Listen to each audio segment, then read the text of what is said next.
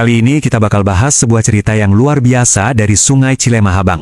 Ini bukan cuma cerita tentang sungai yang lagi sakit parah, tapi juga tentang gimana sebuah komunitas punya jawaban yang keren banget, sebuah solusi yang, ya bener-bener tumbuh dari tanah.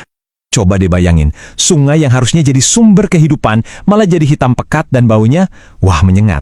Kutipan dari komunitas di sana ini benar-benar nonjok ya. Ini bukan lagi soal data lingkungan di atas kertas, tapi ini kenyataan yang mereka hirup dan lihat setiap hari. Oke, sekarang ayo kita bedah masalahnya. Biar ngerti solusinya, kita harus tahu dulu penyakitnya apa aja kan?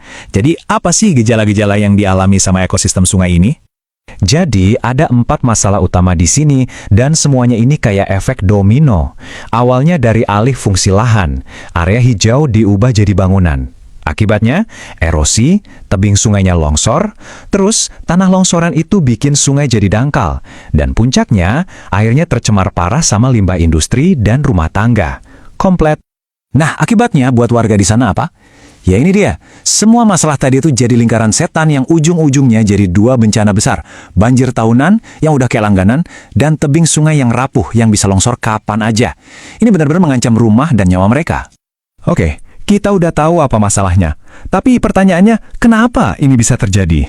Jawabannya sebenarnya cukup simpel loh. Ini semua tentang gimana air dan tanah seharusnya bekerja sama, dan gimana kerjasama itu sekarang rusak total. Lihat perbandingan ini, jelas banget kan bedanya? Tanah yang sehat dan alami itu kayak spons raksasa. Waktu hujan, airnya diserap pelan-pelan. Nah, kalau tanah yang udah ketutup beton, itu udah bukan spons lagi, tapi jadi kayak perosotan.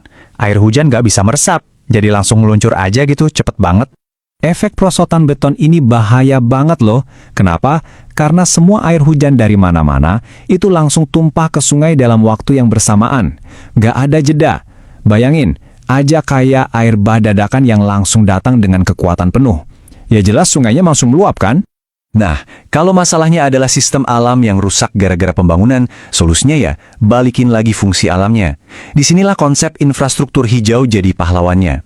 Kita pakai kekuatan alam, khususnya pohon, sebagai teknologi rekayasa tercanggih yang kita punya. Jadi, apa sih infrastruktur hijau itu? Gampangnya gini, kita mendesain lingkungan kita buat meniru cara kerja alam. Jadi, bukannya bangun selokan beton buat buang air cepat-cepat, kita malah pakai tanaman dan tanah buat menyerap, menyaring, dan mengatur air itu secara alami. Jauh lebih pintar kan? Pohon itu punya 3 tugas super penting buat melawan banjir. Pertama, kanopinya itu kayak payung raksasa. Dia mencegat air hujan biar nggak langsung menghantam tanah. Kedua, akarnya bikin jalan di dalam tanah, jadi air bisa meresap ke bawah. Dan ketiga, pohon itu sendiri menahan air kayak spons, terus dilepasin pelan-pelan. Keren banget. Oke, teorinya keren banget. Tapi, gimana cara sebuah komunitas mewujudkan ini semua di lapangan? Nah, sekarang kita lihat gimana ilmu ini diubah jadi sebuah rencana aksi yang konkret dan bisa dijalankan. Rencana mereka tuh bener-bener sistematis. Ada 3 langkah. Pertama, dan ini yang paling penting, sosialisasi. Mereka ngajak ngobrol warga, ngasih pemahaman. Soalnya, tanpa dukungan warga, semua ini mustahil. Kedua, mereka pilih pohonnya nggak sembarangan. Dan ketiga, mereka bikin peta, nentuin zona mana yang paling butuh pertolongan duluan. Dan ini bagian yang menurut saya paling cerdas dari rencana mereka. Pemilihan pohonnya tuh strategis banget. Mereka nggak asal tanam. Bambu dipilih karena akarnya yang kayak jaring itu kuat banget buat nahan tanah biar nggak erosi. Terus ada mahoni yang akarnya dalam, fungsinya kayak jangkar buat menstabilkan tebing. Dan yang keren lagi, ada pohon buah. Ini ngasih keuntungan ekonomi langsung buat warga. Jadi ada alasan lebih buat ngerawat kan? Oke, menanam pohon itu langkah awal yang hebat.